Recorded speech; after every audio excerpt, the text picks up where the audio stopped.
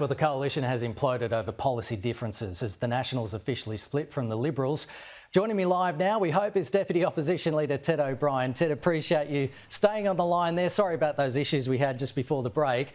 I'm not sure if you heard my question before, but Sussan Ley intends not to inform the coalition with David Littleproud as leader before the 2028 election. That's according to The Australian. Is that the thinking this morning? Morning, Kenny, and I'm glad we're now connected at least. Look, Sussan Ley, like me, is a coalitionist. We would prefer to see the Liberal Party and the National Party working together. Indeed, I think it's in Australia's best interest. But of course, yesterday, the National Party did make a decision. They did decide that they want to walk away from the coalition. And that is a very challenging time now for everybody.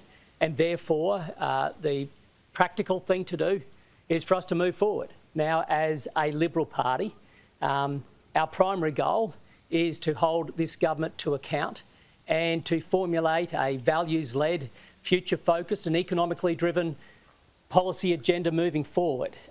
We will now be doing that as a Liberal Party, sadly, not being in coalition with the Nationals. Now I guess your party will try to win back the cities without the shackles of the Nationals over climate policy. If the two parties do go it alone for an extended period of time and the policy offering, particularly around climate change and net zero, comes out vastly different, how then do you come back and meet in the middle with the Nationals? Well, Kenny, let's wait and see. You know, the key point yesterday was actually not a matter of policy difference. It was a matter of difference in process of formulating policy. As Sussan Ley made very clear, there wasn't a lot of discussion about the specific policies between the Nationals and the Liberals. It was simply a matter of the National Party saying they have resolved in their party room certain policy positions, and Sussan making it very clear that she has a compact with not just the party room but the Australian people, where we will listen, we will engage. Each and every MP and senator within the Liberal Party room has a right to speak and debate policy. And until that takes place, we will not be settling on policy. So really it was a matter of process, not a matter of specifics around the policies themselves. The second issue really was we needed to have a lock-solid guarantee around shadow cabinet solidarity, which was not extended, was not afforded to us by the National Party. This led, of course, to the Nationals making the decision, sadly, to separate. From here, of course, we will continue to work as closely and cooperatively as we can with the National Party. I myself sit in the Liberal Party room, but I am a member in Queensland of the Liberal National Party. So we will continue to cooperate. Indeed, Sussan has made it very clear our door remains open. We wish to work closely together with them, and I believe we will, albeit will not be within a formal coalition structure. John Howard says you need to work overtime to get back together. Is anyone listening to the former Prime Minister?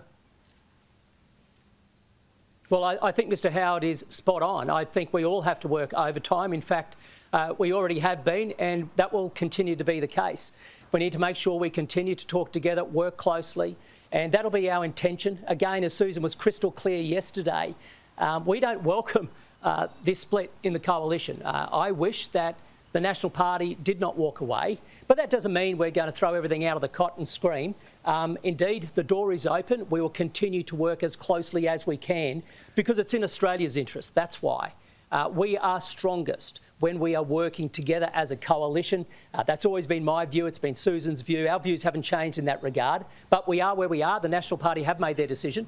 And so in many ways, for the Liberal Party, today is a new day. It's a fresh start. Let's get on with it. But we'll be getting on with it while also working very closely as the National Party will allow.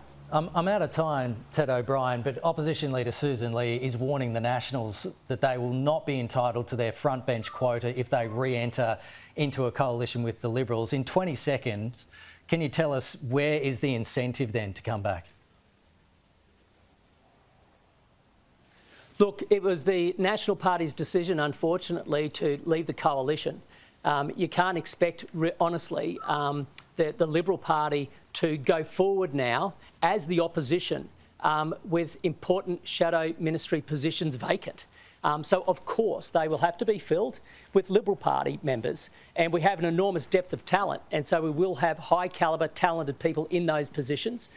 That's the way that we'll have to move forward as we continue to work closely with the National Party, as closely as they are prepared to come.